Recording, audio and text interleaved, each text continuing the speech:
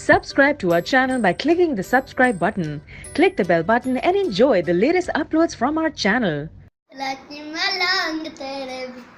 मैं गवाची तेरे शिकने मारी कच्चा दी कवारी संदली संदली नैना चुंडिया तेरा नाम संदली संदली नैना चुंडिया तेरा नाम संदली संदली नैना चुंडिया